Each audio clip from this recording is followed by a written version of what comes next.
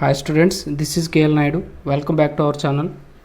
So మనం previous క్లాస్లో ఎలక్ట్రోకెమిస్ట్రీని కంప్లీట్ చేసుకున్నామండి. సో ఇప్పుడు కెమికల్ కైనెటిక్స్ ఓకేనండి. కెమికల్ కైనెటిక్స్లో important previous bits and remaining models ఏవైతే మనకి ఇంపార్టెంట్ ఉన్నాయో, సో ఇప్పుడు ఆ మోడల్స్ అన్నీ మనం కెమికల్ కైనెటిక్స్లో చెప్పుకుందామండి. సో ఇందులో ఫస్ట్ మనం పార్ట్ 1 చూద్దామండి. సో ఇందులో మనకి ఏ మోడల్స్ వస్తాయో ఒకసారి క్లారిటీగా ఎక్స్ప్లెయిన్ చేసుకుందాం. సో స్టూడెంట్స్, ఇందులో first one, for the reaction A+B gives rise to C+D ఓకేనండి. ΔH equal to +20 kJ/mole energy ఇచ్చాడండి. So the activation energy of the forward reaction is 48 kJ/mole. The activation energy of the reverse reaction is ఓకేనండి. So క్లారిటీగా observe చేయండి. A+B gives rise to C+D, that it is reversible reaction. ΔH equal to +20 kJ/mole energy ఇచ్చాడు. So it is endothermic reaction. And activation energy of forward reaction ఇచ్చాడండి. Forward reaction 85 kJ/mole ఇచ్చాడండి. So మనకి activation energy of backward reaction అడిగాడండి.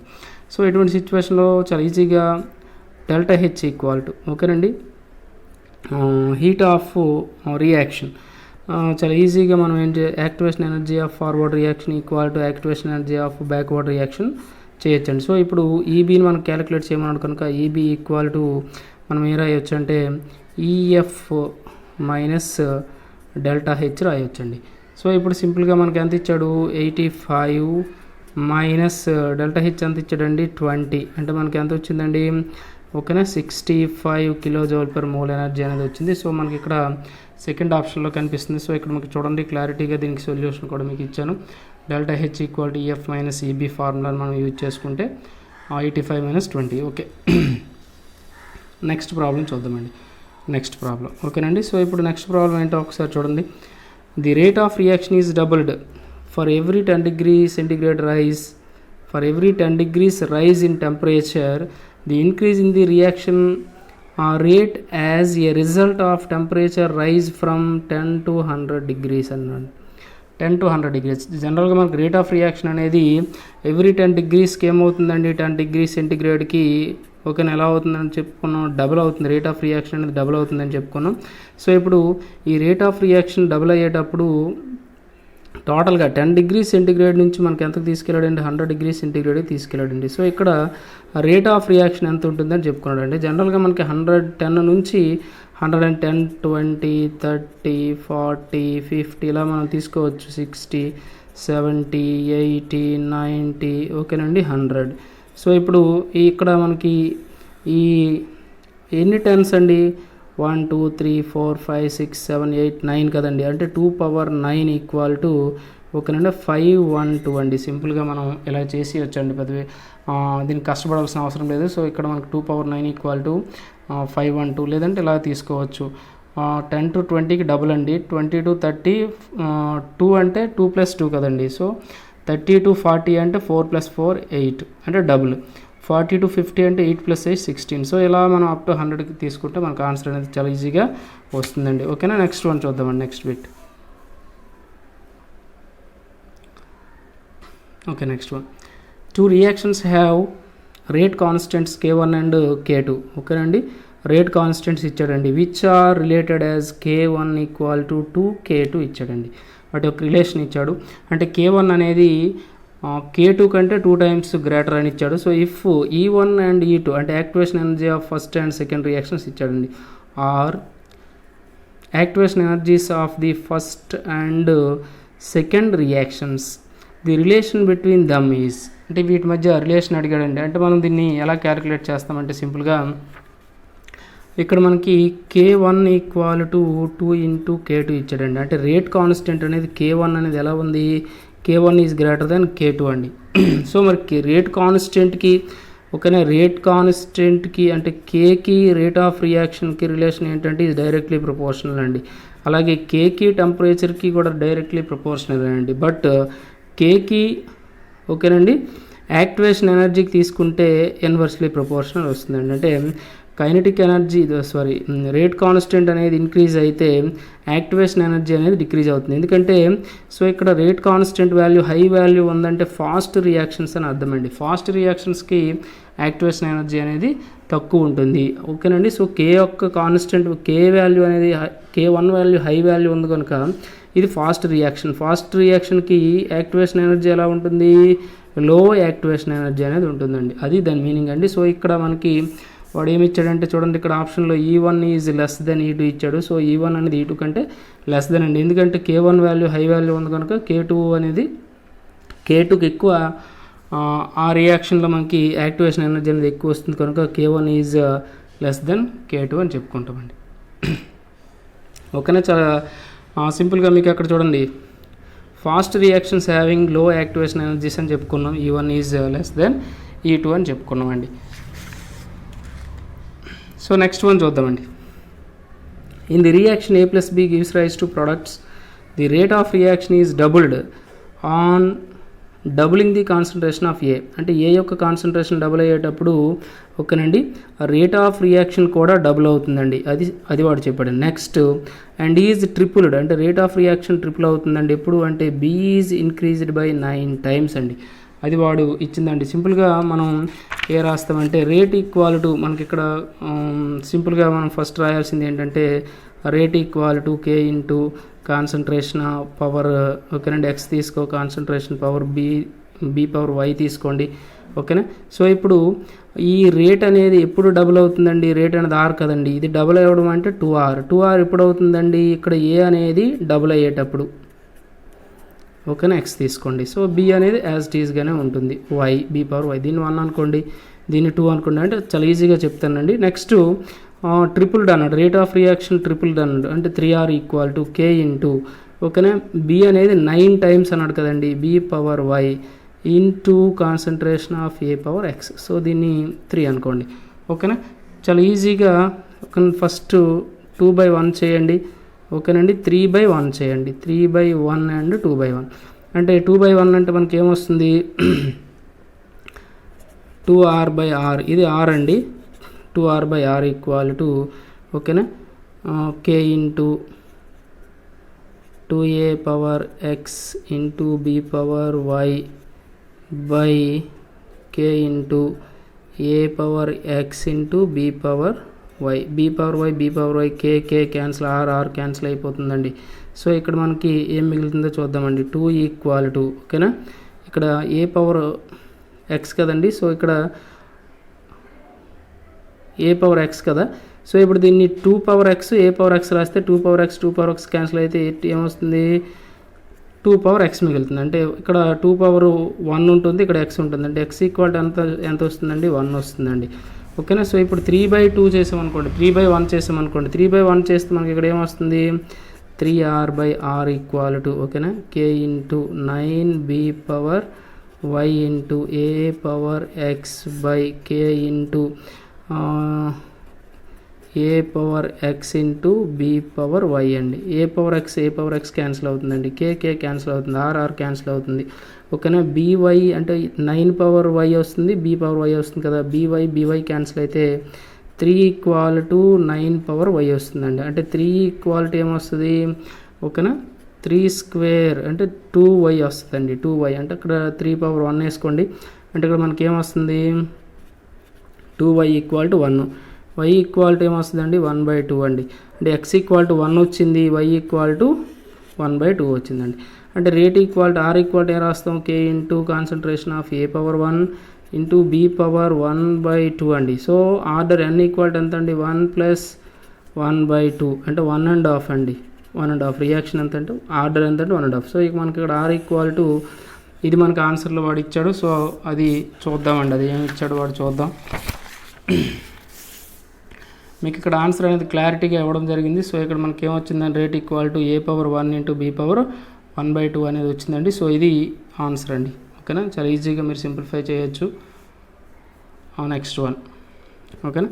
Next one చూద్దామండి. The rate equation for a reaction is rate equal to K into concentration of A power 2 and concentration of B power 3. How many times the rate of the reaction is increased if the concentration of both A and B are doubled? అంటే A and B are doubled అంటే మనకి ఇక్కడ general reaction ఏంటి అంటే R equal to K into concentration of A power 2 ఇచ్చాడండి. Okay, అలాగే B power 3 ఇచ్చాడండి. ఓకేనా, 3 ఇచ్చాడు కదా. So A and B concentrations doubled అన్నాడు అంటే R equal to K into A ప్లేస్లో 2 తీసుకోండి అంటే 2 స్క్వేర్, బి ప్లేస్లో 2 తీసుకోండి అంటే 2 క్యూబ్, అంటే ఎంత వస్తుంది కే ఇంటూ 4 ఇంటూ ఓకేనండి 8 అంటే ఎంత అండి 32K 32 వస్తుందండి. 32K అంటే మనకి ఎంత వస్తుందంటే 32. ఇది ఆన్సర్ అండి. చాలా ఈజీగా మనం దాన్ని టిక్ పెట్టుకోవచ్చండి. ఓకేనా, నెక్స్ట్ ప్రాబ్లం చూద్దామండి. నెక్స్ట్ ప్రాబ్లం ఓకేనా, next problem. The half life period for a reaction at initial concentrations of 0.1 m and 0.01 m are 5 and 50 respectively. ఓకేనండి, the order of the reaction is. So ఇప్పుడు మనకి చూడండి, the half life period of a reaction for a reaction ఎంత ఇచ్చాడు 5 and 50 ఇచ్చాడండి. Half life అంటే that means మనకి ఇక్కడ 2 times ఇచ్చాడండి. అలాగే వాటి యొక్క కాన్సన్ట్రేషన్స్, రియాక్టెంట్స్ యొక్క కాన్సన్ట్రేషన్ 0.1 and 0.01 m ఇచ్చాడండి. Initial concentrations of reactants and half life periods అనేవి 5 and 50 ఇచ్చాడండి. The order of the reaction అన్నాడు. సింపుల్గా మనకి ఇక్కడ ఇటువంటి సిచ్యువేషన్లో 2 times ఇచ్చేటప్పుడు ట్రయల్ అండ్ ఎర్రర్ మెథడ్ని యూజ్ చేయొచ్చండి. ఇక్కడ ఏమొచ్చాడంటే A2/A1 పవర్ n-1. A1 అంటే initial concentration of first reactant, A2 equal to initial concentration of second reactant, T1 అంటే first time half life, first time మనకి ఇచ్చాడు. హాఫ్ లైఫ్ పీరియడ్ ఓకేనండి, వాడు ఇచ్చాడు కదండి, టైమ్స్ ఇచ్చాడు కదా 5 and 50 అని ఇచ్చాడు. T1 అంటే 5 అండి, T2 అంటే 50 అండి. అంటే మనకి ఏమొస్తుంది 5/50 ఈక్వల్ టు A2 అంటే ఎంత అండి 0.001 ఓకేనండి 0.1 పవర్ n-1 అండి. సో ఇక్కడ మనకు 1/10 వస్తుంది కదా, 1/10 ఈక్వల్ టు ఓకేనా ఇదంతా వస్తుంది 0.1 ఇంటూ n-1 అండి. సో ఇది కూడా 1/10 ఈక్వల్ టు 1/10 పవర్ n-1 అండి, అంతే కదా. సో ఇక్కడ దీని పవర్ 1 అనుకోండి. సో రెండు ఈక్వల్ కనుక n-1 ఈక్వల్ టు 1 అవుతుంది, n ఈక్వల్ టు 2 అవుతుందండి. So it is a second order reaction. It is a second order reaction అండి. సో ఇక్కడ మనకు సెకండ్ ఆర్డర్ రియాక్షన్ ఇక్కడ టిక్ పెట్టడం చూసుకోండి, ఇది సెకండ్ ఆర్డర్ రియాక్షన్. ఓకేనా, నెక్స్ట్ బిట్ చూద్దామండి.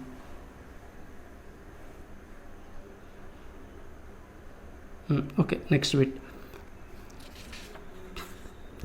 ఓకేనండి. The half life time of a first order reaction, first order disintegration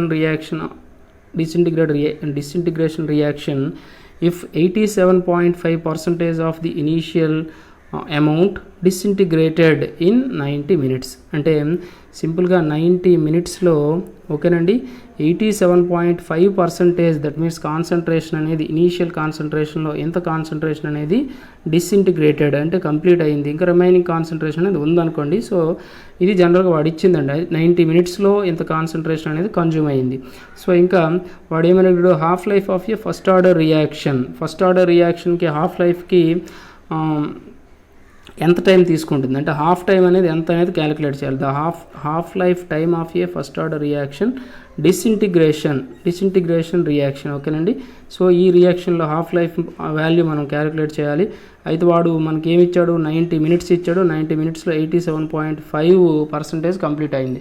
అది మనకు హాఫ్ లైఫ్కి ఎంత అవుతుందో మనం క్యాలిక్యులేట్ చేయాలండి. సింపుల్గా హాఫ్ లైఫ్ ఫార్ములా ఏంటి, ఫస్ట్ ఆర్డర్కి 0.693/T హాఫ్ అండి. ఇది మనకి ఈక్వేషన్ 1 అనుకోండి. ఇందులో మనం T1/2ని క్యాలిక్యులేట్ చేయాలి ఓకేనా. సో ఇప్పుడు వాడు ఇచ్చింది ఫస్ట్ ఆర్డర్ ఇంటిగ్రేటెడ్ ఈక్వేషన్ ఏంటండి, K equal to 2.303/T into ఓకేనండి లాగ్ ఓకేనా concentration of that means R0/R0 అండి. ఈ ఫార్ములా గుర్తుంచుకోండి, ఇది మనకి ఫస్ట్ ఆర్డర్కి ఇంటిగ్రేటెడ్ ఈక్వేషన్ అండి. సో ఇప్పుడు 2.303/T అంటే టైం ఎంత ఇచ్చాడండి మనకు 90 minutes ఇచ్చాడు కదండి, బై 90 తీసుకోండి, 90 ఇంటూ లాగ్ ఇనీషియల్ కాన్సన్ట్రేషన్ 1 అనుకోండి ఓకేనా. 1 అనుకుంటే 1 మైనస్ ఎంత కన్జ్యూమ్ అయింది అన్నాడు 87.5 అన్నాడు. దీన్ని మనం టోటల్ కాన్సన్ట్రేషన్ 1 అనుకుంటే ఇది మనకి ఎంత అవుతుంది 0.875 అవుతుందండి.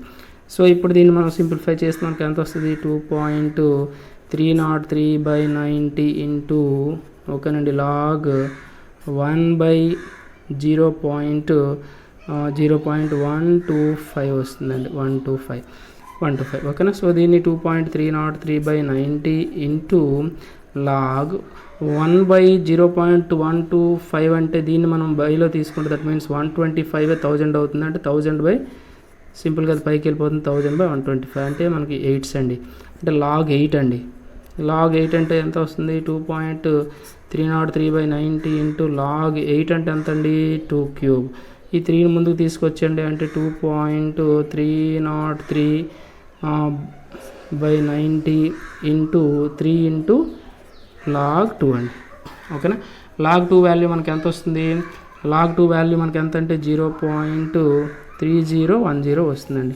సో దీంతో దీన్ని మల్టిప్లై చేయండి, దీంతో దీన్ని మల్టిప్లై చేస్తే ఎంత వస్తుంది ఓకేనా. మల్టిప్లై చేస్తే మనకి ఎంత వస్తుందంటే 0.693/90 ఇంటూ 3 వస్తుందండి. ఇది మనకి ఏంటంటే k = ఈక్వేషన్ నెంబర్ 2 అండి. ఇప్పుడు ఈక్వేషన్ నెంబర్ 1 ఆల్రెడీ మన దగ్గర వచ్చింది, ఈక్వేషన్ నెంబర్ 2 వచ్చింది. ఇక్కడ k = అదే వచ్చిందండి. k = ఎంత వచ్చింది 0.693/t½ వచ్చింది. ఇక్కడ మనకి ఏమొచ్చింది k = 0.693/90 ఇంటూ 3 అండి. సో ఇప్పుడు రెండు బోత్ ఆర్ ఈక్వల్ కనుక ఏమవుతుంది, రెండింటిని ఈక్వల్ చేయండి. 0.693/t½ = 0.693/90 ఇంటూ 3 అండి. ఓకేనా. 0.693 క్యాన్సిల్ అయిపోతుందండి. 3/30 అండి. సో ఇక్కడ ఏమొస్తుంది, ఇది డినామినేటర్లో ఉంది, ఇది డినామినేటర్లో ఉంది కనుక ఏమొస్తుంది t½ = 30 అండి. ఓకేనా. అదే ఆన్సర్ అండి. చాలా ఈజీగా మనం ఇందులో కొంచెం తప్పదు, మరొక ప్రాబ్లం అనేది అంత ఈజీగా రాదు. సో మనకి ఇక్కడ మనకి 30 అనేది వచ్చిందండి. సో ఇది మనకి ఆన్సర్ అండి. ఓకేనా. ఇది స్టూడెంట్స్ నెక్స్ట్ వీడియోలో రిమైనింగ్ బిట్స్ చేద్దాం. ఈ వీడియో మీకు నచ్చితే లైక్ చేయండి, షేర్ చేయండి, మన ఛానల్ సబ్స్క్రైబ్ చేసుకోకపోతే సబ్స్క్రైబ్ చేసుకోండి. అలాగే మీ ఫ్రెండ్స్కి రెఫర్ చేయండి. మ్యాథ్స్ క్లాసెస్, ఫిజిక్స్ క్లాసెస్ కూడా కండక్ట్ చేద్దాం. ఓకేనండి. కొంచెం టైం తీసుకుంటుంది, బట్ ఇప్పుడు ఈ లాక్డౌన్ వలన సార్స్ అయితే రావడానికి కొంచెం టైం పడుతుంది.